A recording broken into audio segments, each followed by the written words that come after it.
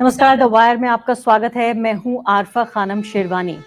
हिंदू धर्म बनाम हिंदुत्व, या अंग्रेजी में कहें तो हिंदुइज्म बनाम हिंदुत्व, इसकी एक तरह से ये जंग छिड़ी है। हालांकि हिंदुत्व की राजनीति को लेकर लगातार पिछले कई सालों से हम इस पर चर्चा करते रहे हैं, लेकिन आज जिस बारे में हम चर्चा कर रहे हैं वो बहुत महत्वपूर्ण है, क्योंकि देश के सबसे बड़े नेताओं में से एक, या मैं कहूंगी कि वो व्यक्ति जो नरेंद्र मोदी को सीधे तौर पर प्रधानमंत्री पद के लिए जिसने चैलेंज किया 2014 और 2019 में, राहुल गांधी का मैं जिक्र कर रही हूँ। राहुल गांधी ने बाकायदा ये बयान दिया है कि जब हिंदुओं के पास हिंदू धर्म है, हिंदुइज्म है, तो उन्हें हिंदुत्व की क्या जरूरत है, उन्हें इस नए नाम की क्या जरूरत है। उन्होंने ये भी पूछा कि क्या आपने हिंदू धर्म के मानने वाले लोगों को किसी सिख या मुस्लिम को पर हमला करते हुए देखा? लेकिन हिंदुत्व ऐसा हमला करता है, तो आपको हिंदुत्व क्यों चाहिए? यानी कि एक वो पॉलिटिकली अनटचेबल सब्जेक्ट, यानी जिसके लिए माना जाता रहा कि अगर कोई भी पॉलिटिकल प्रतिद्वंदी ये सवाल उठाता है, भाजपा का जो प्रतिद्वंदी है, तो वो अपने पैरों में कुल्हाड़ी मार रहा है। क्या राहुल गांधी अपने पैरों पर कुल्हाड़ी मार रहे हैं? ये सवाल तो कई लोग पूछ रहे हैं, लेकिन आज इस कार्यक्रम में मैं चर्चा करूंगी। आम हिंदू, आम मुसलमान, आम सिख और आम ईसाई भी ये जानना चाहता है कि हिंदू धर्म यानी हिंदुइज्म और साथ ही हिंदुत्व में क्या फर्क है। क्यों इस शब्द को बार बार हम पिछले 100 साल से, आरएसएस कहता रहा, लेकिन पिछले 7 साल से हम इसे लगातार क्यों सुनते रहे, और क्यों, जिसे अंग्रेजी में कहते हैं इंटरचेंजेबल, यानी कि एक दूसरे की अदला बदली करके, यानी एक शब्द के स्थान पे दूसरे शब्द को आसानी से इस्तेमाल किया जा सके, ऐसा क्यों बना दिया गया है। मेरे साथ बहुत महत्वपूर्ण लोगों का एक पैनल मौजूद है। मेरे साथ प्रोफेसर रतन लाल हैं दिल्ली यूनिवर्सिटी से, जो कि इतिहास पढ़ाते हैं और इतिहास की खबर रखते हैं, और साथ ही हमारे जो मौजूदा वक्त के जो कंटेम्प्रेरी इश्यूज हैं उन पर टिप्पणी करते हैं। देश रतन जी भी मेरे साथ मौजूद हैं, जो कि पॉलिटिकल कमेंटेटर हैं, आरएसएस के आइडियोलॉग हैं, उनके साथ जुड़े हुए हैं विचारधारा के स्तर पर भी, और टीवी चैनल पर जाना माना चेहरा है। अक्सर आप उनको देखते होंगे भाजपा आरएसएस का पक्ष रखते हुए। और साथ ही प्रोफेसर अपूर्वानंद, द वायर पर आप उनका कार्यक्रम देखते हैं। इसके अलावा वो भी देश के जाने माने ऐसे व्यक्ति हैं जो हमारे दौर के जितने आइडियोलॉजिकल क्वेश्चंस हैं, जो विचारधारा से जुड़े हुए सवाल हैं, उन पर इंटरवीन करते हैं। उनका इंटरवेंशन बहुत महत्वपूर्ण माना जाता है। और आज मैं पर्सनली ये जानना चाहती हूँ कि अपूर्वानंद इसको किस तरह से देखते हैं कि क्या हिंदुत्व और हिंदुइज्म, हिंदू धर्म, इन दोनों के बीच की जो एक रेखा है, क्या वो खत्म हो रही है, वो धूमिल हो रही है, और अगर हो रही है तो इसका फायदा किसको है? प्रोफेसर रतन लाल, मुझे आपसे शुरुआत कर लेने दीजिए। सबसे पहले मुझे बताइए कि जब राहुल गांधी सीधे, जिसे कहते हैं कि जो बैल है उसे सीधे उसकी सींग से पकड़ लेना, ये माना जाता रहा अब तक कि ठीक है, भाजपा को आप जो विकास के मुद्दे हैं उन पर बात कीजिए, जो दूसरे उनके प्रशासनिक नाकामी है उन पर बात कीजिए, लेकिन हिंदुत्व पे कोई बात नहीं होगी। राहुल गांधी का ऐसा कहना, कई लोग कह रहे हैं ये पॉलिटिकल सुसाइड है। आप इसे किस तरह से देखते हैं? एकदम नहीं है। हिंदुत्व में बात होनी चाहिए। और राहुल गांधी ने सही कहा है कि जब पूना पैक्ट हो रही थी तो बहुत सारे जो इश्यूज थे उसमें से एक इशू जो गांधी ने कहा था अंबेडकर को कि आप 5 साल वक्त दीजिए और 5 साल में हिंदू सुधर जाएंगे। तो अब तो 70-75 साल हो गए, उस समय से ले 80 साल हो गए, हिंदू कहाँ सुधरे? तो किस तरह की सुधार की बात की? सुधार का मतलब पहले वर्ण व्यवस्था, जाति व्यवस्था, वर्ण व्यवस्था, जाति व्यवस्था अगर नहीं है तो हिंदुत्व का कोई मतलब ही नहीं है। राहुल गांधी ने सही सवाल, इसमें क्यों नहीं बहस होना चाहिए? क्यों आप डरते हैं बहस करने से? बीजेपी, आरएसएस, ये कोई इसका थोड़ी है कि वहां पे कॉपीराइट इनका लगा हुआ है वहां पे। नहीं, लेकिन हिंदू नाराज हो जाएंगे अगर आप हिंदू कौन हिंदू है? हिंदू कौन है? पहले ये तो अभी निगम साथ में है, वो बताएंगे कि हिंदू कौन है। तब उसे सबसे पहले सवाल तो उनसे पूछा जाना चाहिए था, कौन हिंदू है, कौन नाराज होगा, निजीकरण से किसको लाभ हो रहा है, कौन से हिंदू को लाभ हो रहा है, किसको नुकसान हो रहा है, आरक्षण खत्म हो रहा था, कौन सा हिंदू को लाभ हो रहा है, किसको, वो तो निगम साहब बताएंगे, उसके बाद चर्चा आगे बढ़ाएंगे इसको। लेकिन ये बात समझ कि जो गांधी बात कर रहे थे, गांधी कह रहे थे कि हृदय परिवर्तन की बात कर रहे थे, लेकिन क्या हृदय परिवर्तन हुआ? क्या दलितों के खिलाफ जो हिंसा हो रही है, जो मारे जा रहे हैं, बलात्कार हो रहे हैं, वो कौन लोग कर रहे हैं? अफगानिस्तान के लोग कर रहे हैं। लेकिन बात हिंदू मुसलमान की आ रही थी, आप बीच में दलितों को ले आए, तो क्यों नहीं? हिंदू हिंदू हिंदू कौन है पहले आप बताइए? आप हिंदू हैं? हिंदू जब बात करेंगे तो आपको उसमें जातियों के बगैर आप हिंदू बात ही नहीं कर सकते। अगर वर्ण व्यवस्था, जाति को हटा लीजिए तो हिंदू धर्म तो कुछ है ही नहीं। मैं तो पूरा एपिसोड बना रहा हूँ, शायद मेरा एक चैनल है, आप देखते हैं कि नहीं? बिल्कुल, तो पूरा हम सीरीज बना रहे हैं। ठीक है। मैं देश रतन निगम जी के पास जाना चाहती हूँ, उसके बाद अपूर्वानंद जी की मैं बात सुनूंगी। देश रतन निगम जी कह रहे थे कि आपको जो है वो दक्षिणपंथी विचारधारा के भी 2 व्यक्ति रखने चाहिए थे। कह रहे थे कि ये जो है पैनल आपका बैलेंस नहीं है, लेकिन मैं वादा ही करती हूँ कि उनको पूरा समय दिया जाएगा अपनी बात को कहने मैं का। चुप हो जाता हूँ। निगम साहब पूरी बात बोलेंगे, जवाब देंगे अपूर्वानंद जी, और मैं अंतिम में बोलूंगा। सारा समय हम निगम साहब को देना चाहते हैं कि हिंदुत्व को वो समझाएं। ठीक है। देश रतन जी, मुझे बताइए कि मैंने जैसे कहा कि एक आम हिंदू, आम मुसलमान, चलिए आम हिंदू की मैं बात कर लेती हूँ। जब मैंने एक ट्वीट किया कि भाई देखिए, जैसे मैं समझती हूँ जो हिंदुत्व है वो है पॉलिटिकल हिंदुइज्म। जैसे हमने दुनिया भर में देखा पॉलिटिकल इस्लाम की हमने खराबियां देखी। हमने देखा कि कैसे पॉलिटिकल इस्लाम की वजह से मुसलमानों के बड़े धड़े को आतंकवाद से जोड़कर देखा जाने लगा। मैं यहाँ पर एक भारतीय नागरिक के तौर पे ये भी कहना चाहती हूँ कि न सिर्फ कि भारत में बल्कि दुनिया भर में जब मैं जाती हूँ तो हिंदुइज्म के साथ वही हो रहा है, हिंदू धर्म के साथ, जो कुछ दशकों पहले या 9/11 की घटना के बाद जो इस्लाम के साथ हुआ था, कि जो पीस लविंग मुस्लिम्स थे उनको भी आतंकवाद या वायलेंस या पॉलिटिकल इस्लाम के साथ जोड़ा जाने लगा। सबसे पहली बात तो मुझे आप यही बता दीजिए कि फर्क क्या है, हिंदुइज्म, हिंदुत्व, हिंदू मजहब, इन तीनों में क्या फर्क है? आरफा जी, सबसे पहले मैं साफ कर दूं, मैं आइडियोलॉग नहीं हूं। मैंने आपको पहले भी बोला था, संघ से जुड़ा हुआ हूं और राजनीतिक विश्लेषक के तौर पर आपके सामने मैं आपसे वार्तालाप कर रहा हूं।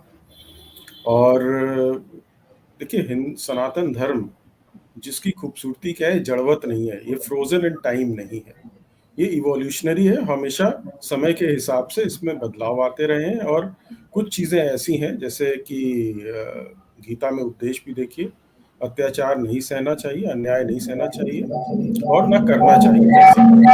और हिंदुत्व और हिंदुइज्म या भारतीयता, इसमें हम कोई फर्क नहीं मानते हैं। समय समय पर बहुत सारे लोगों ने अपनी अपनी परिभाषाएं इसमें दी हैं और वो उस वक्त उन कंटेक्स्ट में ठीक रही होंगी जब वैसा वातावरण रहा होगा, चाहे वो स्वतंत्रता के पहले या उसके बाद भी। लेकिन आपने संघ के लोगों को भी सुना हुआ है, वो कहते हैं आप इसको हिंदुइज्म बुलाइए, हिंदुत्व बुलाइए, सनातन धर्म बुलाइए, भारतीयता बुलाइए, ये सब एक ही शब्द है। इसमें जो आर्टिफिशियल डिस्टिंक्शन, भेदभाव करने की कोशिश की जा रही है, समाज में बंटवारा लाने की बातें हैं और इस पर हम विश्वास नहीं करते हैं।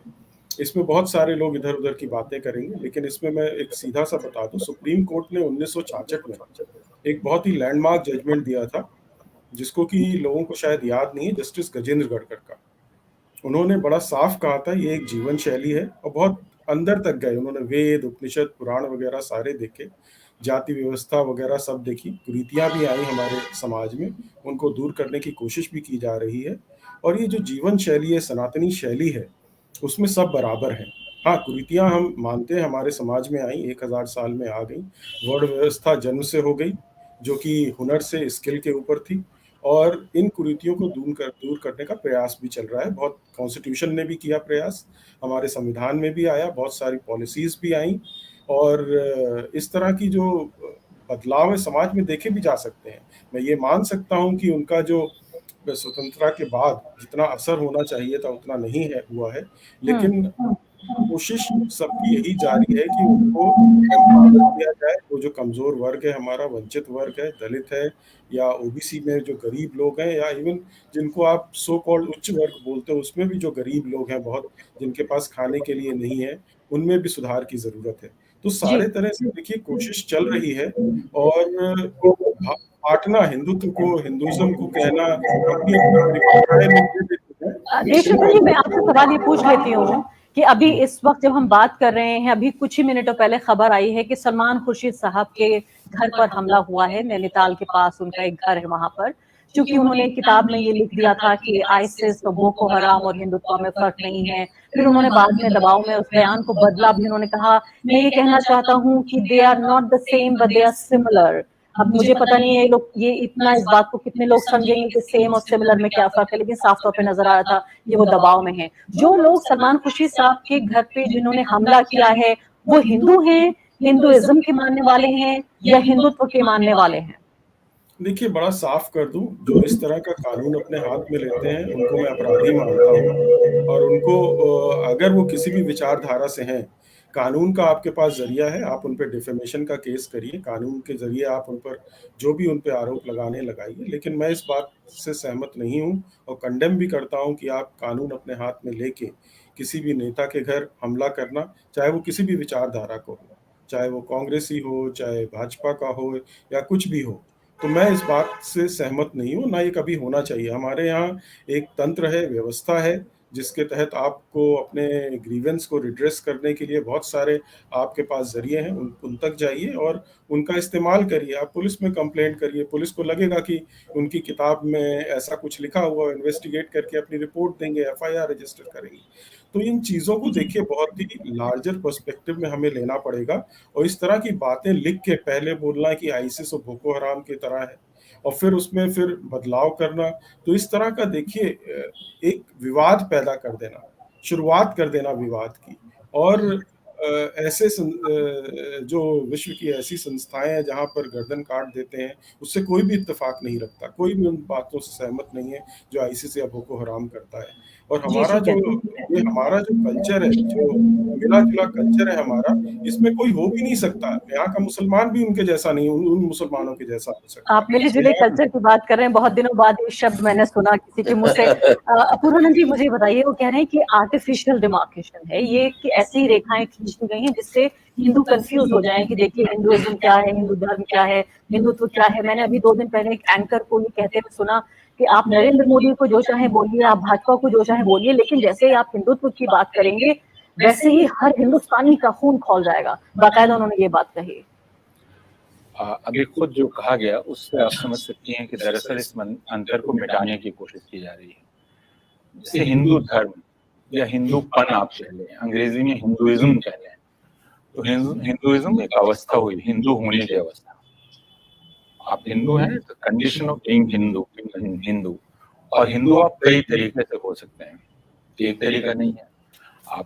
आप शैव हो सकते हैं, आप शाक्त हो सकते हैं, वैष्णव हो सकते हैं, अनेक पंथ हैं, फिर भी आप हिंदू बने रहते हैं। यहाँ तक कि आप संदेहवादी हो सकते हैं, फिर भी आप हिंदू बने रह सकते हैं। नास्तिक भी हो सकते हैं, नास्तिक हैं तो भी आप हिंदू बने रह सकते हैं। मुझे याद है शशि थरूर की किताब में उन्होंने बाकायदा ये लिखा कि आप नास्तिक होकर भी हिंदू हो सकते तो हैं। ये बात तो खैर जानी हुई है, यानी हिंदू होने की कई, तो हिंदू होना एक चीज है, लेकिन विनायक दामोदर सावरकर और हिंदुत्व के बारे में ये समझना चाहिए कि हिंदुत्व दरअसल एक पारिभाषिक शब्द है, और उसमें हमें उसको इतना लचीला नहीं बना देना चाहिए कि उसका अर्थ समाप्त हो जाए। वो पारिभाषिक शब्द है, वो विनायक दामोदर सावरकर नाम के व्यक्ति ने गढ़ा है, और उनको इसका श्रेय मिलना चाहिए, क्योंकि आजकल सावरकर की ही जय जयकार हो रही है। तो जिस आदमी को आप इतना बड़ा मानते हैं, उस आदमी ने एक शब्द गढ़ा, आप उस शब्द के अर्थ को ही खत्म कर देना चाह रहे हैं, क्यों? उसको हिंदू धर्म से क्यों मिलाना चाह रहे हैं? सावरकर ने अपनी किताब में बहुत साफ लिखा कि हिंदुत्व को हिंदू धर्म से उसका घालमेल नहीं करना चाहिए। हिंदुत्व हिंदू धर्म से कहीं बड़ा है, मच ब्रॉडर, वो उससे बहुत बड़ा है। तो हिंदुत्व फिर है क्या? अभी जैसे कहा गया ना, और जो काफी चतुराई से कहा जा रहा है, जैसे हिंदुत्व, हिंदू धर्म और भारतीयता में कोई अंतर नहीं है, ठीक? तो भारतीयता क्या है? फिर मुसलमान, ईसाई, दलित, आदिवासी जो हिंदू नहीं है, उनमें किस तरह की भारतीयता है? अगर हिंदुत्व और भारतीयता बिल्कुल एक हैं, और हिंदुत्व, हिंदू धर्म और भारतीयता एक हैं, तो फिर मुसलमानों की भारतीयता का क्या मतलब है? उसका हिंदुत्व से क्या लेना देना है? तो आप दरअसल एक चतुराई से उनको सब्ज्यूम कर रहे हैं, उसको अपने अंदर हड़प रहे हैं, और आप उनके सामने कोई, अब चूंकि आपके पास संख्या बल है और अब बाहुबल भी है, आपकी इतनी संस्थाएं हैं, तो आप उन पर दबाव डाल रहे हैं कि आप इसे मान लें। तो हिंदुत्व का हिंदू से कोई लेना देना नहीं है, वो बहुत चतुराई से सिर्फ हिंदू शब्द का इस्तेमाल करता है, और वो इसलिए इस्तेमाल सावरकर ने किया कि अपने आप को हिंदू मानने वाले इस देश में बहुत संख्या में हैं, तो उनके लिए हिंदुत्व को अपनी चीज कहलाना आसान हो जाएगा। यह सावरकर ने किया। तो यह राष्ट्रवाद की एक अवधारणा है, हिंदुत्व, जो यह कहती है कि भारत नामक जो भूभाग है, और इसका भारत से संबंध है, इसका हिंदू धर्म से संबंध नहीं है। और इसको 1 मिनट मुझे दीजिएगा कि भारत नाम का जो भूभाग है, इस भारत नाम के, और फिर ये एक राजनीतिक अवधारणा है और राष्ट्र की अवधारणा है और नागरिकता से जुड़ी हुई अवधारणा है कि भारत नामक भौगोलिक भूभाग के संसाधनों पर और उस पर पहला अधिकार किनका होगा, जिनकी पुण्य भूमि भी यहाँ होगी।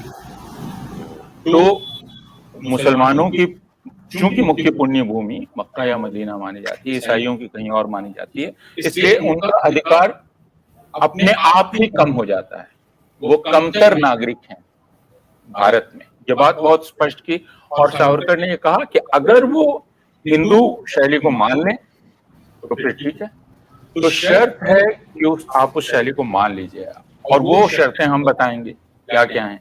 जैसे वंदे मातरम आप बोलिए, भारत माता की जय बोलिए, भारत माता, भारत को मैं भारत माता की तरफ प्रस्तुत करूंगा, आप भी मान लीजिए, वही है। तो आप अपनी तरह से डिफाइन नहीं कर सकते। इसमें जो परेशानी है और उसको समझना चाहिए कि अगर हिंदुत्व हिंदू धर्म है, तो जैसा मैंने कहा वो दरअसल भारत की नागरिकता की एक परिभाषा है, भारत राष्ट्रवाद की परिभाषा है। अगर भारत हिंदुत्व और भारतीयता एकदम मिल गए हैं, एक ही हैं, तो अमेरिका में रहने वाला हिंदू हिंदुत्व मान रहा है या क्या कर रहा है? अगर हिंदुत्व और भारतीयता घुल मिल गए हैं तो कनाडा में रहने वाले हिंदू का क्या होगा, प्रीति पटेल का क्या होगा, ऋषि सुनाक का क्या होगा, जो वहाँ के संविधान की शपथ लेती हैं, वहाँ के संविधान की शपथ लेते हैं, वहाँ के वित्त सचिव हैं, वहाँ के गृह सचिव हैं, अमेरिका के उच्च पदों पर, सरकारी पदों पर, राजकीय पदों पर हिंदू हैं। अपूर्वा जी, मैं जवाब ले लेती हूँ देश रतन जी से। देश रतन जी, ये बिल्कुल आपके साथ नाइंसाफी एकदम नहीं होगी कि यहाँ दो एक विचारधारा, आप तो खामोश हैं, इसका बड़ा इंसाफ हो रहा है। चलिए, मैं राहुल गांधी की बात आपसे पूछ लेती हूँ। मैं सीधा सीधा सवाल पूछती हूँ आपसे। राहुल गांधी ये कह रहे हैं कि उन्होंने उपनिषद को पढ़ा है, जहाँ ये कहीं भी नहीं लिखा है कि आपको किसी व्यक्ति को मारना चाहिए। उन्होंने ये भी कहा, लेकिन मैं ये देख सकता हूँ हिंदुत्व में, जैसे मैंने कहा कि बैल को उसके सींग से पकड़ लेना, जिसको लगातार दूसरी पॉलिटिकल पार्टियां, चाहे वो आम आदमी पार्टी में हम देखें कि हनुमान चालीसा पढ़ रहे हैं अरविंद केजरीवाल, या फिर हम देख रहे थे कि ममता बनर्जी तक जो है वो कह रही थी, वो भी अपने को धार्मिक दिखाने की कोशिश कर रही थी, आर्टिकल छप रहे थे कि देखिए वो ब्राह्मण है, और उन्होंने भी पाठ किया बाकायदा। तो मैं चंडी पाठ किया उन्होंने, तो धार्मिक हैं, दिखाने की कोशिश नहीं कर रही, बिल्कुल वो हैं, लेकिन उन्होंने पब्लिक में दिखाने की कोशिश की कि मैं धार्मिक हूँ, चंडी पाठ किया। इसको भी एक हिंदुत्व के असर के तौर पर देखा गया। लेकिन पहली बार ऐसा लग रहा है कि एक पॉलिटिशियन जो खुद, जिस पर आरोप ये लग रहा था कि वो खुद सॉफ्ट हिंदुत्व की राजनीति कर रहा है, कभी राहुल गांधी का जनेऊ दिखाने की कोशिश होती थी, कभी ये बताने की कोशिश होती थी कि देखिए ये भी ब्राह्मण है, अभी वो सीधे सीधे ये कह रहे हैं कि जो उपनिषद उन्होंने पढ़े उसमें किसी व्यक्ति को मारने की कोई कहीं पर भी कोई डिटेल नहीं है कि ऐसा नहीं करना चाहिए, लेकिन हिंदुत्व में ऐसा है। उन्होंने ये भी कहा कि उनका जो ओरिएंटेशन है वो भगवान शिव, कबीर, गुरु नानक और बापू से आता है। मैं चाहती हूँ आप अपूर्वानंद का भी जवाब दें, और मैं ये भी चाहती हूँ कि राहुल गांधी के इस बयान का भी जवाब दीजिए। देखिए, मुझे आरफा जी, मुझे मालूम नहीं कि उन्होंने उपनिषद पढ़े हैं कि नहीं पढ़े, लेकिन वो कह रहे हैं तो मैं एक बार मान लेता हूँ कि उन्होंने पढ़े हैं। और दूसरा, हिंदुत्व भारतीयता, ये सिविलाइजेशनल कंसेप्ट है, सभ्यता से जुड़ा हुआ है, भौगोलिक है, सांस्कृतिक है, और पुरखों से हमारे जुड़ा हुआ है, जैसा हम हमेशा बोलते रहे हैं। मैं एक बार बुखारी साहब को बहुत पहले सुन रहा था, उन्होंने बोला जब हम हज के लिए जाते हैं वहाँ पे हमारी एंट्री हिंदू मुसलमान करके होती, अब होती है कि नहीं होती, 1962-63 की बात है ये। तो वो भौगोलिक के उस पर उनको लिखा जाता था वहाँ पर। अभी भी शायद किसी ने कुछ बोला है कि ऐसा ही कुछ हिंद मुसलमान या हिंदी मुसलमान का शब्द प्रयोग होता है, मैं उसको जानता, लेकिन बुखारी साहब का वो स्टेटमेंट मुझे याद है। तो ये जो भौगोलिक हमारा जो चरित्र है वो भी हम सबके सामने है, और राहुल गांधी का कहना हिंदुत्व हिंदुइज्म में जो फर्क करना, ये देखिए फर्क, ये एक एकेडमिक एक्सरसाइज है, लोग इसको करते रहेंगे। हमारा अपना मानना है, जो हमारी है, जो मिली जुली संस्कृति है हमारे देश की, और हमारा मुसलमान बहुत उनकी जीवन शैली अगर आप देखेंगे, उनकी जीवन शैली अफगानी मुसलमान या ईरानी मुसलमान से नहीं मिलती, यहाँ की जीवन शैली यहाँ पे मिलती। वही 1966 में जो सुप्रीम कोर्ट ने बोला वही बात लागू हो जाती है कि जीवन शैली है, पद्धति है जीने की, और यहाँ सब लोग मिलजुल के रहते हैं। तो इसमें आर्टिफिशियल डिस्टिंक्शन देखिए, एकेडमिक्स हैं, उनका काम है रिसर्च करना, वो अपने, मैं एक आम नागरिक की तरह आपसे बात करने की कोशिश कर रहा हूँ, और हमारे भी मुस्लिम मित्र हैं जो अपना धर्म फॉलो करते हैं। तो पहले तो धर्म जोड़ना ही हिंदू शब्द के साथ गलत है, मैं नहीं मानता। और ये एक जीवन शैली है सनातन धर्म, और धर्म में आपके दायित्व होते हैं, जिम्मेदारी होती है। वहाँ धर्म को आप रिलीजन से, वेस्टर्न कंसेप्ट ऑफ जो रिलीजन है आपका, उसमें सीधे ट्रांसलेशन नहीं कर सकते। इसीलिए हमारे यहाँ, आप जैसा सबने बोला, नास्तिक भी हिंदू हो सकता है, आस्तिक भी हो सकता है, निराकार को मानने वाला भी हो सकता है, साकार को मानने वाला भी हो सकता है हिंदू। बहुत सारे तरीके हैं, एक पैटर्न आपको मिल जाएगा। नेचर वर्शिप भी है, प्रकृति की पूजा भी हम करते हैं, और चंद्रमा की भी पूजा करते हैं, सूर्य की भी पूजा करते हैं। छठ में आपने देखा हर जगह उगते सूरज की पूजा होती है, छठ में सूर्यास्त की भी पूजा होती है। तो ये कल्चर एक जो हमारा है, मिला जुला कल्चर, इसी को ही हम हिंदुत्व कहते हैं, हिंदुइज्म कह लें, भारतीयता कह दें। एकेडमिक्स देखिए इसमें जाने की कोशिश करेंगे, जिनकी विचारधारा थोड़ी सी अलग है, तो इसमें वो भेद लाने की कोशिश करेंगे, और भेद करेंगे भी। और हमारे यहाँ शास्त्रार्थ की परंपरा है, हमारे यहाँ देखिए शास्त्रार्थ की परंपरा है। आप लाइए, बात करिए, अक्रॉस द टेबल बैठ के चर्चा करिए, जहाँ कुछ कमी होगी उनको भी दूर करने की कोशिश की जाएगी। हाँ, इसीलिए आपको बुलाया अवधेश रतन जी, इसीलिए आपको यहाँ पे बुलाया गया है। मैं आपसे भी जानना चाहती हूँ, आप बहुत अच्छी अच्छी बातें कर रहे हैं, और वाकई इसी तरह के हिंदुइज्म के साथ में भी पली बढ़ी हुई हूँ, इसी तरह के हिंदुओं को देखते हुए। लेकिन अब जो आज के हिंदू हैं वो समझ में नहीं आ रहे हैं, जो जिस तरह से नजर आता है, चाहे वो आप देखिए अखलाक वाला केस देखें, या इस तरह के दर्जनों लिंचिंग के केस देखिए, त्रिपुरा में बीएचपी मस्जिदों पर हमला कर रही है, जिस तरह से पूरी ब्यूरोक्रेसी को एक धर्म में रंगने की कोशिश हो रही है, एक धर्म का की जो सुप्रेमेसी है, उसका जो एक आधिपत्य है, उसका प्रभाव जो जमाने की कोशिश हो रही है। मैं ट्विटर पे मेरे पीछे, और जो इसके अलावा यूट्यूब पे भी बहुत सारे लोग कमेंट करके जाते हैं कि देखिए, हमारे हाथ में जब गीता होती है, जब हमारे हाथ में पुराण होते हैं, तब हम वो हिंदुइज्म है, और जब हमारे हाथ में तलवार होती है वो हिंदुत्व है। बाकायदा मैं सामान्य साधारण हिंदुओं का जिक्र कर रही हूँ, वो किसी पॉलिटिकल पार्टी के सदस्य नहीं है, वो कोई काडर नहीं है, हो सकता है बीजेपी के वोटर हो वो, लेकिन वो साथ साथ एक बहुत ही पॉपुलर, एक लोकप्रिय टर्म ये बन रहा है। कारों के पीछे आप देखिए शीशे पे लिखा जाता है, आई सपोर्ट हिंदुत्व। मेरे ही एक कलीग मुझे बता रहे थे कि उत्तर प्रदेश से वो आते हैं, कि छोटे छोटे लड़के 15-16 साल के, जिनको अपने मजहब के बारे में भी कुछ मालूम नहीं है, वो भी कहते हैं आई सपोर्ट हिंदुत्व। यानी जो धार्मिक भी नहीं है वो भी हिंदुत्व को सपोर्ट कर रहे हैं। तो ये किस तरह से आप ये कह रहे हैं कि आर्टिफिशियल डिस्टिंक्शन है? रतन लाल जी, आप मुझे बताइए कि जो ये कह रहे हैं कि ये सिर्फ एक एकेडमिक एक्सरसाइज है, लोगों को कंफ्यूज करने की बात है, ये एक आर्टिफिशियल डिमार्केशन है। तो एक काम कीजिए ना, तो यूनिवर्सिटी बंद कर दीजिए। पूर्वानंद जी क्यों पढ़ाएंगे, हम क्यों पढ़ाएंगे? एकेडमिक से ही दिक्कत है ना, इसलिए तो कह रहे हैं एकेडमिक एक्सरसाइज है। निगम साहब बताएंगे कि हिंदुत्व क्या है, हिंदुत्व तो हम भी बताएंगे ना। तो सवाल जो उठते हैं ना यूनिवर्सिटी से, उससे आरएसएस संघ परिवार को दिक्कत है कि सवाल आप मत उठाइए। मैं उनसे सवाल पूछता हूँ कि हिंदुत्व का है, तो मेरे नजर में जो जनेऊ लीला है, जिसका पेट पलता है हिंदुत्व से, उसके लिए एकदम जय है, सनातन है। और जिसका दमन होता है उसके लिए हिंदुत्व राक्षस है। ये कहने में क्या दिक्कत है? ये बताएं कि जो बात कर रहे हैं हिंदुत्व की, तो हिंदू शब्द क्या क्या इनके पास अपना है, पहले ये बताएं। ये सारे चीज इन्होंने बोरो किए हैं, सारे बुद्धा को इन्होंने विष्णु बना दिया है, सारे बौद्ध मठ को इन्होंने जो है पूरा मंदिर बना दिया। मैं बताऊं, एक एक लाइन से मैं बता सकता हूँ, रामेश्वर धाम से लेके गया तक आ सकता हूं मैं। आप कल्चरल हेजेमनी, आइडियोलॉजिकल हेजेमनी बनाना चाहते हैं, और इसके लिए सक्सेसफुल हुए हैं, इनको बधाई दीजिए। कम से कम उन्होंने सबको ये 15 साल के लड़के ऐसा बोल रहे हैं, तो कामयाबी हुई ना, बधाई दीजिए। लेकिन राहुल गांधी ने अगर ये सवाल उठाया, तो राहुल गांधी को ये बधाई दीजिए कि आजकल लोग, पॉलिटिकल क्लास जो है ना, हिंदुत्व और सेकुलरिज्म पे बात करने से डर रहा है। कम से कम सवाल, इलेक्शन तो आते जाते रहेंगे, लेकिन ये बता दे कि सावरकर का हिंदुत्व क्या था, सावरकर सीआईए से पैसा क्यों ले रहे थे आजादी के बाद। नहीं, चलिए वो बात मैं जानती हूँ, आप इतिहास के प्रोफेसर हैं, लेकिन मैं तो अभी वापस इतिहास अगर निगम साहब बताएं, या आरएसएस अपना इतिहासकार लेकर आए, जैसे कंगना रनावत भी बोल रही है, इतिहासकार हैं वो। हाँ, 11वीं में वो केमिस्ट्री फेल हो गई थी, और इतिहासकार है वो आरएसएस की ओर से, और उनके पीछे कौन स्क्रिप्ट लिख रहा है हम जानते हैं।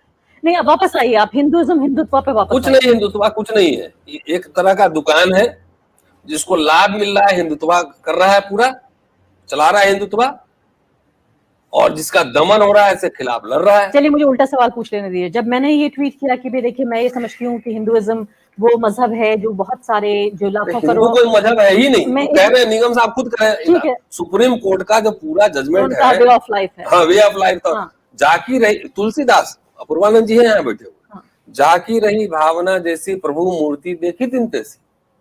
तो जिसको जैसे भावना है, उनको हिंदुत्व से उनको फायदा मिल रहा है तो खूब बढ़िया से मजे कर रहे हैं हिंदुत्व में। हिंदुत्व से कितने लोगों का दमन हो रहा है, मुसलमान मारे जा रहे हैं, दलित दमन हो रहा है, आदिवासी का दमन हो रहा है, इंडस्ट्री बेचे जा रहे हैं। आरएसएस क्यों नहीं बोलती है? आरएसएस जो हिंदू हिंदुस्तान की बात करती थी ना, हिंदू महासभा, आरएसएस, तो वो सारे जब बेच दिए सबको, तो क्यों नहीं बोली हिंदुत्व पे? इस पे कौन जवाब देगा? सारे अडानी अंबानी सारे कंपनी को बिक रहे हैं, इसका जवाब कौन देगा? आप तो हिंदू तो हिंदू मारा कौन जा रहा है इस देश में? क्या इस देश के लोगों का जो हकमारी हुआ है वो पाकिस्तान के लोग आगे किए थे, बांग्लादेश से किए थे, इंग्लैंड ये किए थे, कि यहीं के लोग उसका हकमारी कर रहे हैं?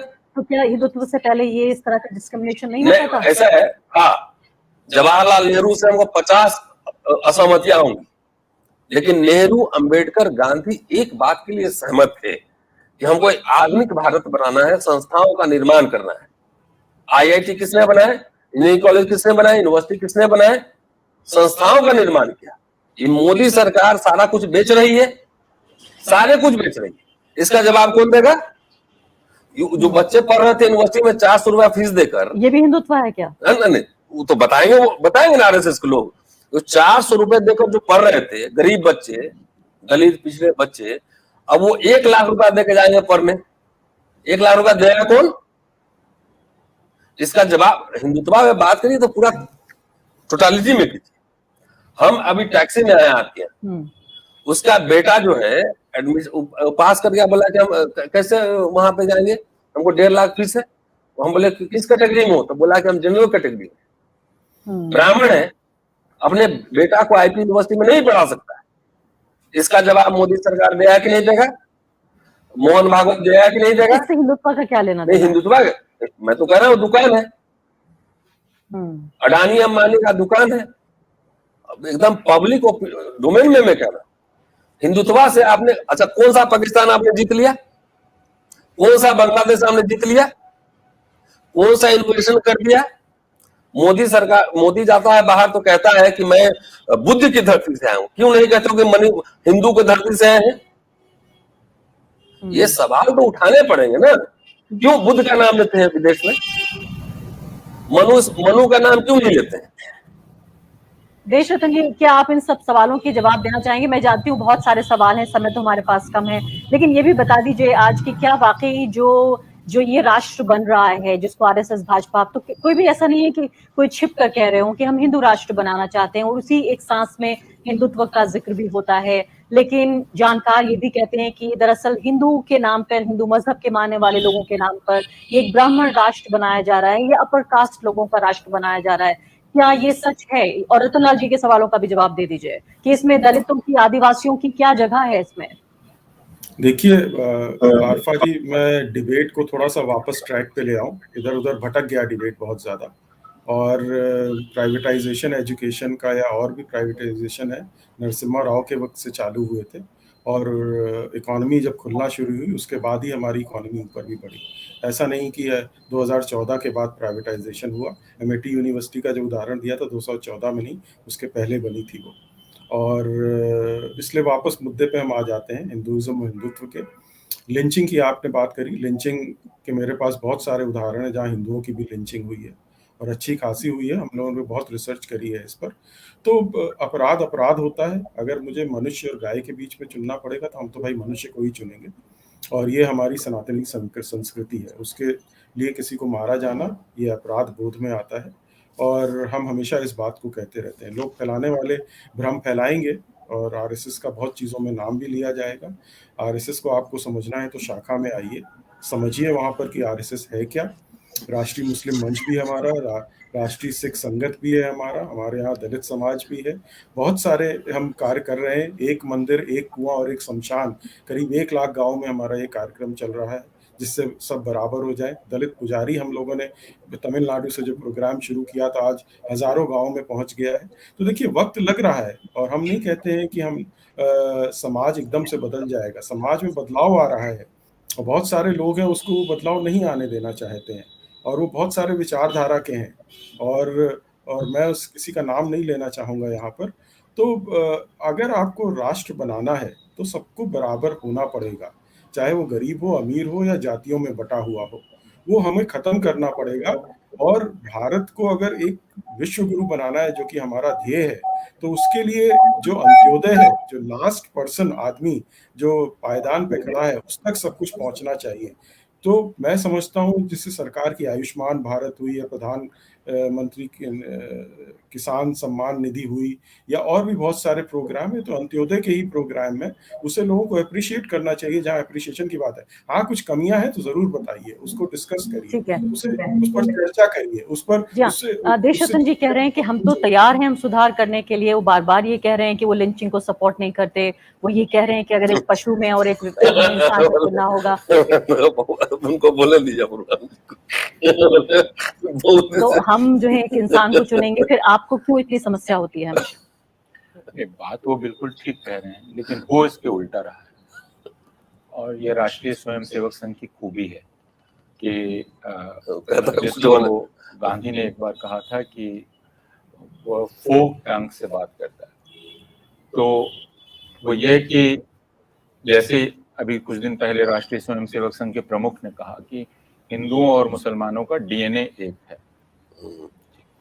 गाजियाबाद में अगर हिंदुओं और मुसलमानों का डीएनए एक है, तो उसके बाद यह चिंता क्यों उनको होने लगी कि लव जिहाद हो रहा है या आबादी बढ़ रही है, या मुसलमान? अगर डीएनए एक है तो मुसलमानों के पैदा होने से क्यों परेशानी होने लगी?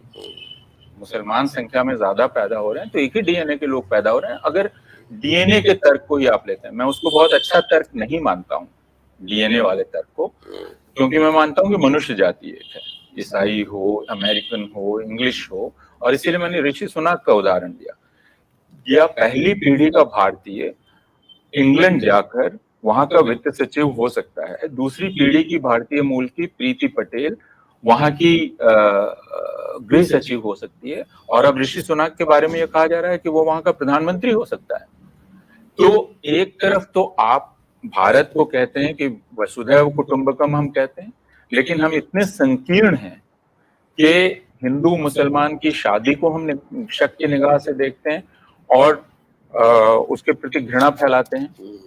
ईसाई जब पूजा करते हैं उनकी इबादत गाहों पर हमले करते हैं, है ना। और आप धर्मांतरण को लेकर आपने पूरा कानून ही बना दिया है, और आप ये कहते हैं अब आप सर्टिफिकेट दीजिए कि आपका धर्मांतरण कैसे हुआ। आपको दिक्कत क्या है? अगर आप जीवन शैली की बात कर रहे हैं, और भारत में जीवन शैलियां फिर एक नहीं ना, अनेक जीवन शैलियां होंगी। तो वो गडकरी साहब का हो या जेएस वर्मा साहब का जजमेंट हो जिसमें हिंदुत्व को जीवन शैली कहा गया, वो दोनों जजमेंट गलत है। जेएस वर्मा ने खुद अपने फैसले पर बाद में अफसोस जाहिर किया कि मैंने एक गलत फैसला दिया, जिसमें हिंदुत्व को मैंने एक तरह से जस्टिफाई कर दिया, वैलिडेट कर दिया, वो गलत था। नहीं, और वैसे तो सुप्रीम कोर्ट के बहुत सारे फैसले कहते हैं कि हम नहीं मानेंगे। अमित शाह ने यहाँ तक कह दिया था कि सुप्रीम कोर्ट ऐसे फैसले ना दिया करे जिन्हें हमें लागू करने में दिक्कत पड़े या हम लागू ना कर पाए। अभी मैं उस पर नहीं जा रहा हूँ। हम अगर बहस को सिर्फ यहीं रखें, हिंदुत्व और हिंदू धर्म और भारतीयता, तो जैसा मैंने कहा कि अगर हिंदुत्व भारतीयता के बारे में है और भारत के बारे में है, तो इसी से सिद्ध हो जाता है कि वो धर्म के बारे में नहीं है।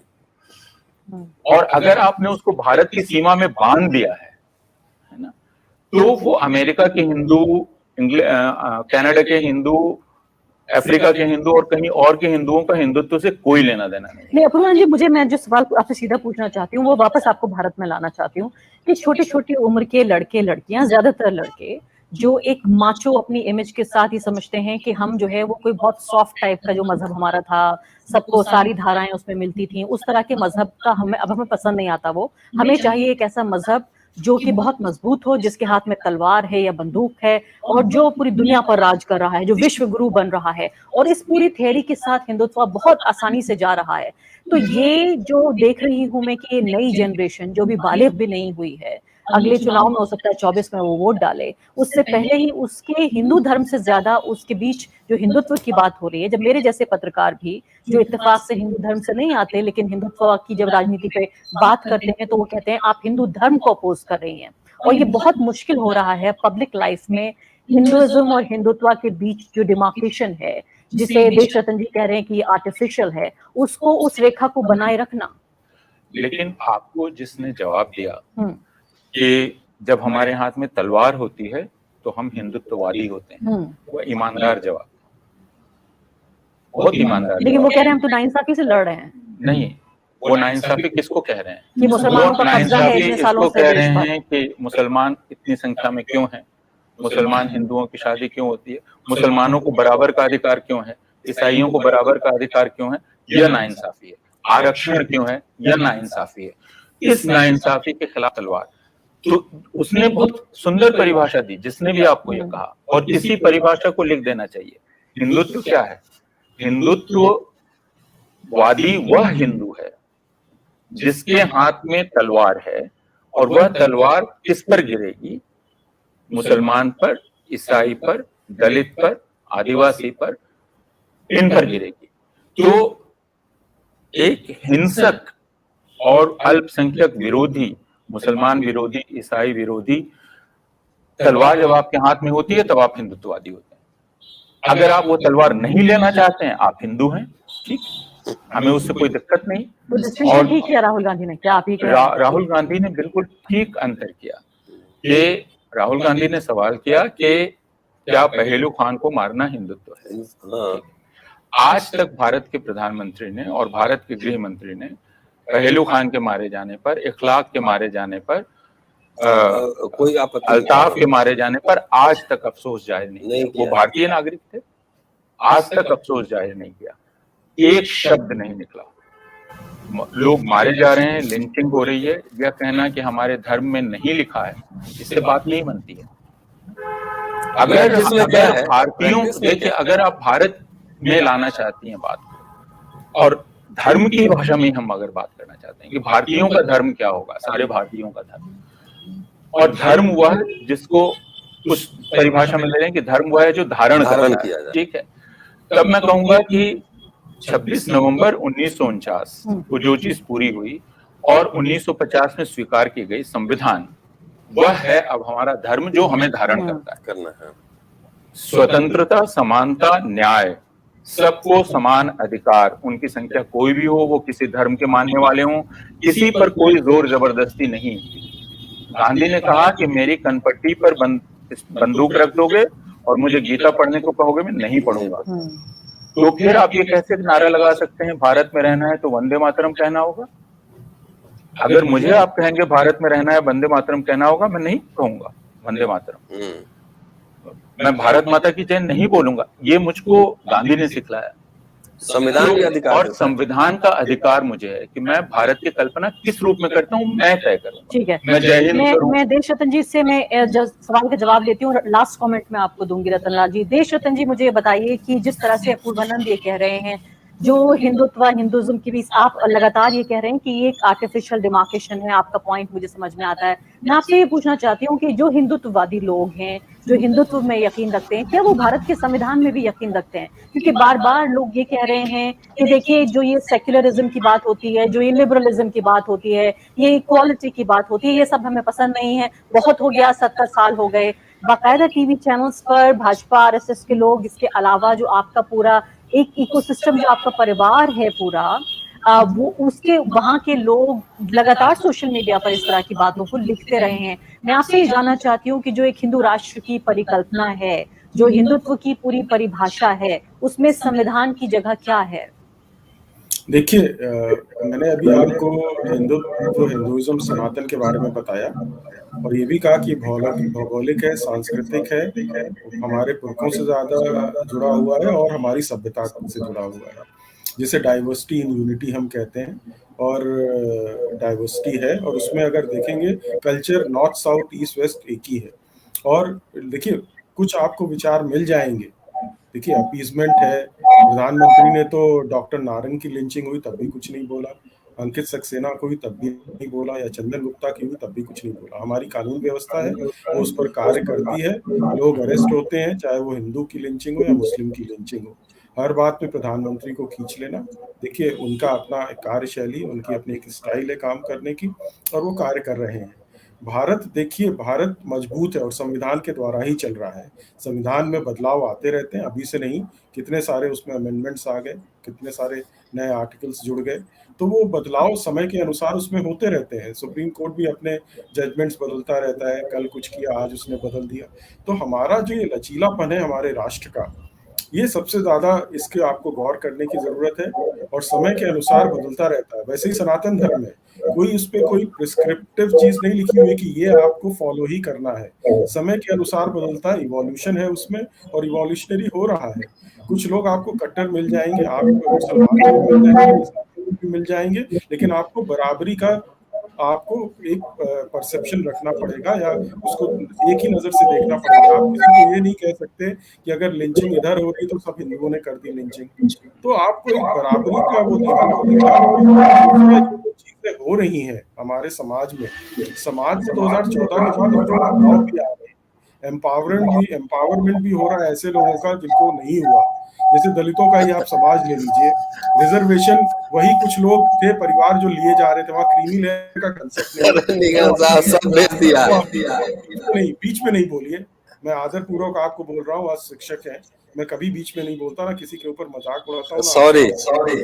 हम वापस ले रहे हैं बात, लेकिन हम कमेंट जरूर करेंगे आप पे, नहीं नहीं, आप आपकी अपने टिप्पणी समय पे पे करिए, आप अपने समय पे करिए, आपको समय जरूर दिया करेंगे। जाएगा। और इस तरह की जो अफवाह फैलाना, इस तरह का जो, देखिए हमारे यहाँ, मैं फिर से कह रहा हूँ, हमारे यहाँ शास्त्रार्थ की परंपरा है।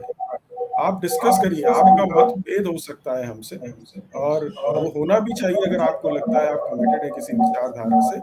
लेकिन आज की डेट में भारत में एक विचारधारा है जो कि रूल कर रही है, जिसकी अपनी सरकार है, यहाँ की जनता उसको एक बहुमत से लाई है, उसका आपको आदर करना पड़ेगा। आप क्रिटिसाइज करिए, विपक्ष को भी मजबूत होना पड़ेगा, कमियां हो वहां निकालिए, लेकिन एक ब्रश से या एक झाड़ू लगा के सब कुछ एक तरफ कर देने से ना आपकी समस्या का निदान होगा, ना राष्ट्र में जो कुछ कुरीतियां आ गई उसका भी होगा। तो थोड़ा सा देखिए, हमें नकारात्मकता से बाहर निकल के थोड़ा सा सकारात्मक की तरफ जाना है। वो जो चीज अच्छी है उसे अच्छी बुलाइए, जो चीज बुरी है बुरी बुलाइए। मैं तो कहता हूँ आपको करना चाहिए, लेकिन ये कहना कि संघ आरएसएस ऐसा कर रहा है, तो वही मैं कह रहा हूँ ना, शाखा में आइए, समझिए, वहां पर महीना भर रहिए, फिर देखिए, हो सकता है आपका मन बदल जाए। दूर से देख के आप इतनी सारी चीजें बोल देते हैं जो कि मुझे तो कहीं ना कहीं उसका कोई कनेक्ट आरएसएस या आरएसएस की शाखा से नजर नहीं आता। तो वहां आके देखिए ना पहले की, और क्या कार्य कर रहे हैं। 1,71,000 सेवा कार्य हमारे चल रहे हैं सर, जमीनी स्तर पर, चाहे वो कानूनी सहायता हो, चाहे अंडर ट्रायल्स को बाहर निकालना हो। जम्मू कश्मीर में जो बहुत समय से अंडर ट्रायल्स थे, उनको हमारे जो अखिल भारतीय अधिवक्ता परिषद है वो निकाल रही है। नॉर्थ ईस्ट में जो बहुत सारे लोग बहुत समय से, सालों साल से, 2014 के बहुत पहले से अंदर थे, उनको हम लोग कानूनी सहायता देके निकाल रहे हैं। तो भारतीय भाषा अभियान में भारतीय भाषाओं के लिए हम लोग काम कर रहे हैं। बहुत सारे ऐसे ऐसे कार्य हैं जिसको कि देखिए हम पब्लिसिटी नहीं करते, वो कार्य चुपचाप चल रहे हैं, और इतने बड़ी तादाद में चल रहे हैं। चाहे वो आपका लेप्रेसी से रिलेटेड प्रोग्राम हो, वो one of the world's biggest program है, वो भी चल रहा है। लेकिन उसको हम अखबारों में, जैसे लोग हैं कि एक कार्य करके ढिंढोरा पीटते हैं, हम नहीं पीटते। तो इसलिए हमारी तो आप लोगों से हाथ जोड़ के प्रार्थना है, समझने की कोशिश करिए, आइए शाखा में, समझिए, और फिर अपने विचार बनाइए। आपको लगता है हमारी शाखा में कुछ गलत बोला गया या कोई राजनीति की बात की गई वहां पर, तो आप हमें बताइए कि ये गलत है। लेकिन देश रतन जी, यहाँ जो लोग बैठे हैं वो 100 साल के अनुभव के साथ बैठे हुए हैं। इनकी उम्र 100 साल नहीं है, लेकिन अनुभव जो पिछले 100 साल में देखा है उसकी बुनियाद पर ये बात करें। लेकिन आपने अपनी बात रखी, वी अप्रिशिएटेड। अपूर्ण जी, आप क्या कहना चाहते हैं? आप कह रहे थे आप खास बात कहेंगे, उसके बाद मैं लास्ट वर्ड देती हूँ रतन लाल जी को। हाँ देखिए, राष्ट्रीय स्वयंसेवक संघ की शाखा की एक जगह नहीं है। सरस्वती शिशु मंदिर है, एकल विद्यालय है, और बहुत सारी संस्थाएं हैं। बल्कि राष्ट्रीय स्वयंसेवक संघ शायद दुनिया का सबसे बड़ा गैर सरकारी संगठन है, और जिसको पैसे विश्व हिंदू परिषद है, बजरंग दल है, अखिल भारतीय विद्यार्थी परिषद है, अधिवक्ता संघ है। इसलिए और एक संगठन जब कुछ करता है तो फिर संघ कहता है ये मैं नहीं कर रहा हूँ, ये वह संगठन कर रहा है। जब बजरंग दल वाले किसी की पिटाई करते हैं तो संघ कहता है कि नहीं नहीं हम नहीं कर रहे हैं, हम तो विनम्र लोग हैं, ये लोग कर रहे हैं, इनका हमसे। यहाँ तक कि राष्ट्रीय स्वयंसेवक संघ की कार्यशैली ये है कि ऑर्गेनाइजर और पांचजन्य में अगर कुछ छपता है और वह असुविधाजनक हो जाता है तो संघ कह देता है ये हमारा मुखपत्र भी नहीं है। इससे ये तो अलग ही एक चीज है, स्वतंत्र चीज है। तो संघ की कार्यशैली को समझना चाहिए कि संघ किसी भी चीज की जिम्मेवारी नहीं लेता। बाबरी मस्जिद को ध्वस्त कर दिया गया, संघ कहेगा हमारी कोई जिम्मेवारी नहीं। तो महात्मा गांधी की हत्या हो गई, कर दी गई, संघ की उसमें कोई भूमिका नहीं किसी भी तरह। सावरकर की भी कोई भूमिका नहीं। तो आडवाणी जी ने भी कोई जिम्मेवारी नहीं ली बाबरी मस्जिद की। तो पहले तो संघ की कार्यशैली को समझो, और संघ की कथनी और करनी में काफी फर्क है। लेकिन कथनी भी अनेक प्रकार की है, जैसा मैंने कहा कि वो कटी हुई जबान से बात करता है, तो संघ को समझना जरूरी है। लेकिन जहां तक यह कहा गया कि प्रधानमंत्री कभी नहीं बोलते हैं किसी पर, ये बात तो सही है। अंकित सक्सेना की बात पे भी तो नहीं बोला उन्होंने। नहीं हाँ। तो मैं इसी को जानना चाहता हूँ, ऐसा नहीं है कि नहीं बोलते हैं। जैसे वो गए जब उत्तर प्रदेश तो उन्होंने कहा कि कब्रिस्तान बहुत थे, शमशान नहीं थे। कहा उन्होंने शमशान और कब्रिस्तान को आमने सामने खड़ा कर दिया। उन्होंने ये कहा कि कुछ पर्वों पर बिजली आती थी, पानी आता था, कुछ पर नहीं आता था। उन्होंने ईद, बकरीद, दिवाली को अलग कर दिया। अभी यह कहा गया कि कैराना से पलायन कर रहे थे हिंदू, जो कि बिल्कुल असत्य था। यह देश का गृह मंत्री जाके कह रहा है ना। और मैं वाली बात भी कही और हाँ, और ये प्रधानमंत्री ने ही कहा था। इस देश के नागरिक ही विरोध कर रहे थे ना राष्ट्रीयता के, नागरिकता के कानून का। वो इस देश के नागरिक थे, उनकी शिकायत के कानून से, उनका संवैधानिक अधिकार है कानून का विरोध करना। लेकिन उनके विरुद्ध प्रधानमंत्री दूसरों को उकसा रहा है यह कहकर कि उनको कपड़ों से पहचान लो। गृह मंत्री यह कह रहा है कि बटन इतने जोर से दबाओ ईवीएम का कि शाहीन बाग की औरतों को करंट लगे। शाहीन बाग की औरतें इसी देश की औरतें हैं, उनको शिकायत है, उनको तकलीफ है, वो आंदोलन कर रहे हैं। आपने उनसे बातचीत की जरूरत महसूस नहीं की, आप उनको देश का दुश्मन घोषित करने में लग गए। आपने ये कहा, आपके सांसद ने कहा कि शाहीन बाग में बलात्कारी आतंकवादी बैठे हैं, आपके घर आकर बलात्कार करेंगे, फिर आप हमसे मत पूछिएगा। और आपने हिंसा करवाई उन लोगों के खिलाफ दिल्ली में पिछले साल। आपने उत्तर प्रदेश में उन पर गोली चलाई, वो मारे गए, वो इस देश के लोग थे। तो ये बात बहुत स्पष्ट है कि हिंदुत्व क्या है। हिंदुत्व, और मैं फिर कहूंगा, उसी परिभाषा को आप बिल्कुल उसी परिभाषा को रखिए जो आपको जवाब में कहा गया कि हिंदुत्ववादी दरअसल वह हिंदू है जिसके हाथ में वह तलवार है जो मुसलमान का खून चखना चाहती है या जो ईसाई का खून चखना चाहती है, और वह एक संकीर्ण, हिंसक, आक्रामक विचारधारा है, राष्ट्रवादी विचारधारा। वो दलितों को भी मारती है, वो दलितों को भी मारती है। जी नहीं, मैं आखिरी लास्ट वर्ड इस आप ही को दे देती हूँ। मैं वैसे कार्यक्रम खत्म कर रही हूँ। देश रतन जी, मैं आपको बिल्कुल आखिर में 30 सेकंड जरूर दूंगी अगर आप कुछ कहना चाहते हैं। निगम साहब से बुलवाइए, मैं नहीं बोलूंगा आज। देश रतन जी कुछ बोलना चाहते हैं या मैं बोलूंगा तो फिर दिक्कत होगी। रतन लाल जी को लास्ट वर्ड दे दूं? नहीं, रतन लाल जी से ले लीजिए आप। वो लास्ट साहब मेरे कॉलेज में पढ़े हैं, जिस कॉलेज में मैं पढ़ाता हूँ। अच्छा, हाँ। चलिए, नहीं, एक बात हम ये कहना चाहते हैं कि विचार विमर्श में लास्ट वर्ड तो कभी नहीं होता, कभी नहीं होता है ना। इसलिए प्रोग्राम का लास्ट वर्ड, प्रोग्राम में होगा लास्ट वर्ड, लेकिन विचार आप बोलिए फिर। जानती हैं आरफा जी, दिक्कत यह है कि इस देश का वकील, इस देश का जज कभी अम्बेडकर को पढ़ता ही नहीं। अगर अम्बेडकर को पढ़ेंगे, कॉन्स्टिट्यूएंट असेंबली डिबेट्स पढ़ेंगे, उनके राइटिंग्स पढ़ेंगे, तो बहुत सारे सूत्र वहां पे दिए हुए हैं। जैसा कि आप जानती हैं, मैं अम्बेडकर पे अब काम कर रहा हूँ, वीडियोस बना रहा हूँ, डाल रहा हूँ, तो सूत्र वहां मिलेंगे। अब लोग कह रहे हैं जब भी इकोनॉमिक पॉलिसी बात कीजिए ना, तो कांग्रेस ने किया था, तो कांग्रेस ने किया, तुम कांग्रेस का वारिस है, पहले बोलो कि मैं कांग्रेस का वारिस हूँ। कांग्रेस ने किया था तो उसी पॉलिसी को आगे बढ़ा रहे हो। नहीं, लेकिन मुझे समझ में ही नहीं आता जब हिंदू राष्ट्र की बात हो रही है, हिंदुत्व की बात हो रही है, हिंदुत्व ये दो बड़े सेक्शन है, या तो हिंदू बनाम ये कह मुसलमान, रहे इसमें हैं दलित कहाँ से आ अगले गए? चुनाव में हाँ।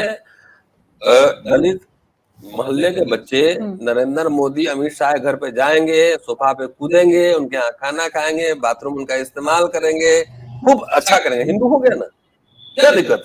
उनके घर पे जाके अपना बिस्लेरी ले जाके अपना खाना ले जाके, वो तो कह रहे हैं हमारी शाखा में आके देखिए हम क्या तो करते हैं। शाखा में जाके क्या देखें? नहीं, मैं सिर्फ मुझे उसमें पता है। हस्तक्षेप ये करना चाहता हूँ, और किसी की नहीं, भंवर मेघवंशी की किताब उनकी किताब पढ़ी है, वो तो तो RSS के आदमी दलित थे थे ना, वो तो संघ में थे, वो तो शाखा में थे, हाँ। वो तो लगातार स्वयंसेवक थे, वो खाना और फेंक दिया रोड पे। उनके घर का बना हुआ खाना फेंक दिया गया। हाँ। इसलिए ये सेवा, समरसता, ये सारे अब की- लुभावने शब्द हैं और एक रंगीन आवरण लेकिन हाँ। भूकंप आ जाए या नहीं, सैलाब आ जाए, नरेंद्र हमने मोदी देखा ने- RSS के लोग मदद मैडम, करते हैं लोगों की। नरेंद्र मोदी ने जिनका पांव धोया था ना, उन महिलाओं को सब बुलाएंगे। इस बार अमित शाह के घर पे जाके उनके बच्चे सोफा पे कूदेंगे, डाइनिंग हॉल में डाइनिंग टेबल पे खाना खाएंगे, बेडरूम में सोएंगे, तब देखते हैं हिंदुत्व क्या कर रहा है। भागवत गीत बजाएगा। सारे ब्राह्मणों के घर पे जाओ, सारे दलित लोग ब्राह्मणों के घर पे जाओ, खाना खाओ, उनके बाथरूम में इस्तेमाल करो, सोफा पे लेटो, बेडरूम में सो, तब हिंदुत्व पता लगेगा ना। फिर कुछ नहीं है, ये जनेऊ लीला है। हिंदुत्व जाति व्यवस्था है, वर्ण व्यवस्था है, इसके अलावा कुछ नहीं है। ये बड़े बड़े लोग जो है ना, वोट के टाइम में सबको हिंदू बनाते हैं, उसके बाद पीटते रहते हैं रोज। तो वो कह रहे कुरीतियां जो है हम उन्हें दूर करने की कोशिश कर कहाँ रहे दूर हैं। किए? गांधी तो बोले थे कि 5 साल में दूर कर लेंगे। गांधी पूना पैक्ट में बोले थे, अम्बेडकर 5 साल मुझे टाइम दीजिए, हिंदू लोग सुधर जाएंगे। सुधरे? आज तक सुधरे? दिल्ली यूनिवर्सिटी जाके कोर्ट में देखिए ना, जजेस जाके देख कितने बैकवर्ड दलित को जज बनाए। ठीक है देश रतन जी, ये कह रहे हैं कि हमने दलित का ये किया। कांग्रेस सरकार ने पहली बार जो है दलित को राष्ट्रपति बनाया। ये क्या बनाए? ये क्या खाली बोलते हैं? कांग्रेस पार्टी चाहे बाकी पार्टी बोलती नहीं है, बड़ी बड़ी बात करते हैं। तो सबसे पहले तो कांग्रेस ने राष्ट्रपति दलित बनाया था, नारायणन। ये थोड़ी पहले बनाए थे। और शाखा में क्या हो रहा था, अम्बेडकर के राइटिंग से मैंने निकाल के रखा है ना। बहस कर ले कि अम्बेडकर क्या बोले थे शाखा के बारे में, सावरकर के बारे में, बहस कर ले। 50 साल पुरानी बात है, अब बदल गए हैं। अजीब हाल है। 50 साल पुरानी क्या, हम लोग सब इतिहास अपने कंधों पे लेके जीते हैं। इतिहास को छोड़ के आप कोई यहाँ वायर भी नहीं चल सकता है। इतिहास में चर्चा नहीं होगी, विमर्श नहीं होगी, तो कह रहे इतिहास ही बदल दो। इतिहास में क्यों नहीं बात करें? इनको सबसे ज्यादा डर इतिहास से, सबसे ज्यादा डरते हैं। इनका पूरा कबर खोद दिया जाएगा, सावरकर का भी खोदा जाएगा, सबका खोदा जाएगा। जितना ये बोलेंगे सबका कबर खोदेगा, सबके कागज निकाले जाएंगे। इसीलिए तो विश्वविद्यालय खत्म कर रहे हैं कि वहां दलित बैकवर्ड माइनॉरिटीज के लोग ना पढ़े। कितने विश्वविद्यालय खोले हैं इन्होंने, कितने कॉलेज दिल्ली में खोले हैं नरेंद्र मोदी सरकार ने, ये बता दें। कितने सोशल साइंस, कितने रिसर्च करवाए, बता दें। अभी यूनिवर्सिटी नहीं खोल रहे हैं, ये सारे जगह मार्केट खोल दिए हैं। यूनिवर्सिटी नहीं, दिल्ली यूनिवर्सिटी नहीं खुलेगा, जेएनयू नहीं खुलेगा। देश रतन जी, आखिरी कमेंट ये बताइए, फिलहाल जवाब दे दीजिए कि क्या हिंदुत्व में दलितों, आदिवासियों की, मुसलमानों की, ईसाइयों की क्या जगह है? कोई वो जो बच्चा कह गया था बात के हाथ में अगर हमारे पुराण है, गीता है तो हम हिंदू हैं, और अगर तलवार है तो हिंदुत्ववादी है। हिंदुत्व क्या है मैं बस समझाता हूँ, निगम साहब नहीं समझाएंगे, मैं समझाता हूँ। एक किताब है और हम दोनों में बंटना है, तो किताब कौन पढ़ेगा पहले? तो किताब जो तेज रहेगा बोलेगा कि किताब जो है ना तुम्हारा हुआ भाई अरफा जी, तुम्हारा हुआ किताब, अब पन्ना हमारा है। तो किताब जब आप खोलेंगे, आपको किताब दे दिया, आपके पास किताब है, तो किताब रखे रहिए। और जब हम बोले कि भाई, जब आप खोलेंगे किताब तो मना करेंगे नहीं, पन्ना तो हमारा है, पन्ना हम खोलेंगे। ये किताब आपकी है? हाँ, किताब आपकी है। हिंदुत्व सबका है, इसका मजा लेंगे खाली कुछ लोग लेंगे। चलिए देश पेट पालने वाले लोग मजा लेंगे। लास्ट कमेंट, कार्यक्रम खत्म करना है मुझे जी, लास्ट कमेंट। देखिए, मैं वापस हिंदुत्व हिंदुइज्म का जो डिबेट था, बहुत इधर उधर भटके हैं लोग। चर्चा का विषय वो नहीं था, और किसी समय और जब चर्चा आप करेंगी तो उन विषय पर भी हम बात कर सकते हैं। और देखिए, ये देश गीता के उपदेश का देश है। रामायण में भी आपको एक संदेश मिलता है, ना अन्याय करिए, ना अत्याचार करिए, ना सहिए। और यही है। और दलितों की भी जो जगह है वो भी हमारे संविधान में सबको मिली हुई है। और चाहे उसमें ईसाई हैं, मुसलमान हैं, सबको बराबर के अधिकार हैं। यहाँ तक कि माइनॉरिटीज़ को हिंदुओं से ज़्यादा अधिकार मिले हुए हैं हमारे संविधान में, अगर उसको आप पढ़ें एज अ कानून के जानकार के हिसाब से और कॉन्स्टिट्यूशनल एक्सपर्ट के हिसाब से मैं आपको ये बोल सकता हूँ। और सकारात्मकता ये होनी चाहिए कि सबको साथ लेके चले, और जो अरे इलेक्शन पाथ राज्यों में आने वाला है उसको लेके आप ऐसी ऐसी चीज़ें कर दें कि एक हिंदुत्व और हिंदुइज्म में भी फ़र्क लाना शुरू कर दें, इधर उधर की बातें बीच में ले आएं और उस पर झगड़ा हो और इस तरह का विवाद पैदा करें जिससे कि हिंदू मुसलमान दूर हो। तो देखिए आज का वोटर बहुत स्मार्ट हो गया है, उसको सब नज़र आ रहा है कि कौन क्या करने की कोशिश कर रहा है। वामपंथियों का तो आपको पता ही लग गया कि वो कहाँ हैं आजकल, कहीं नज़र नहीं आते हैं, कुछ रह गए हैं इधर उधर, तो वो भी शायद अगले 2-3 साल में उनके भी कोई खास उनकी जगह नज़र नहीं आएगी। तो जिनकी इस तरह की राजनीति बांटने वाली थी वो सारे के सारे गायब होते जा रहे हैं धीमे। कांग्रेस ने बहुत कोशिश करी, जनेऊ भी पहन लिया, सब कुछ पहन लिया, पहले 42 आए फिर 52 हो गए, तो वो जनता उनको जगह दिखा रही है। हम यहाँ पे बैठ के बड़ी बड़ी बातें कर लें, चाहे वो मैं हूँ, मैं भी उसमें अपने आप को एक्सेप्शन नहीं मानता हूँ, चाहे रतन लाल जी हो चाहे पूर्वानंद जी हो, बातें देखिए बहुत अच्छी लगती हैं लेकिन ज़मीनी हालात कुछ और हैं। और सरकार भी आपने 2 बार देख लिया जिस तरह से आई है। और मैं कोई भविष्यवक्ता नहीं हूँ, लेकिन हम भी यही हैं और आप लोग भी यही हैं। और एक सकारात्मकता के नोट पर मैं यही कहना चाहूँगा, सब मिलजुल के काम करेंगे तो भारत मजबूत बनेगा। भेदभाव डालेंगे तो हम विश्व में वहीं पहुंच जाएंगे जहां हम पहले थे। हमारे पासपोर्ट की वैल्यू तो अभी बढ़ी है, सारी दुनिया कह रही है इस बात को। टर्की को बड़ी दिक्कत आई कि हमारे प्रधानमंत्री को ग्लासगो में अलग से मोटरकेड में क्यों ले गए, बाकी प्रधानमंत्री और जो राष्ट्राध्यक्ष थे उनको अलग बसों में क्यों ले गए। तो वो मेरी बदलाव जिम्मेदारी देखिए है दिख यहाँ रहा पर है आपको दुरुस्त कर देना कि तथ्यात्मक रूप से ये बात सही नहीं है कि हमारे ये पासपोर्ट की वैल्यू है वो बड़ी है। इसको साफ तौर पास पर तथ्य इस बात को ये निरस्त तथ्यात्मक करते बात हैं नहीं कि है एक बाकायदा एक मिथ आरफा जी, ये फैलाने की कोशिश की जा रही थी, ये वो अपने ये आप में तथ्यात्मक सही ना नहीं ना था, ना बल्कि सुन पासपोर्ट की लीजिए, जो वैल्यू है वो गिरी है भारतीय पासपोर्ट की अन्य कई सुनिए, देशों के साथ साथ। देखिए चलिए बहुत सुनिए, बहुत शुक्रिया, ये आपने इस चर्चा तथ्यात्मक में बात भाग नहीं है, लिया। ओपिनियन मैं जी बोलिए बोलिए। मैं कह रहा हूँ ये तथ्यात्मक बातें नहीं है, ये ओपिनियन है, ये जनता का ओपिनियन है, इसमें तथ्य मत लाइए बीच में। लेकिन बाकायदा रेटिंग होती है पासपोर्ट की। ओपिनियन व्हाट्सएप यूनिवर्सिटी का है नहीं नहीं, बाकायदा एजेंसी रतन जी, बाकायदा जो है रेटिंग होती है पासपोर्ट की, उस अरे रेटिंग में वो पिछले रेटिंग 7 सालों एजेंसी में भारत के पासपोर्ट की वो वैल्यू घटी है। हर लेवल पे गिरा है। जी हाँ, बहुत बहुत मीडिया शुक्रिया पे आपका चर्चा में भाग लेने के लिए, और इसका दूसरा संस्करण का मेरे ख्याल से हमें इंतजार करना पड़ेगा क्योंकि बहुत सारे ऐसे सवाल हैं जिनके जवाब अभी नहीं मिले हैं। मैं फिर से आपको बुलाऊंगी इस चर्चा में, हो सकता है कि एक दिन सिर्फ हिंदुत्व नहीं बल्कि सिर्फ आरएसएस पे ही बहस की जाए, जिस पर आप बार बार जोर दे रहे हैं कि जिस आरएसएस को प्रोजेक्ट करने की कोशिश की जा रही है और जो असली आरएसएस है वो भी हम आपको बताएं, आप हमें बताएंगे। हम अगले संस्करण में इस पर बहस करेंगे। बहुत बहुत शुक्रिया।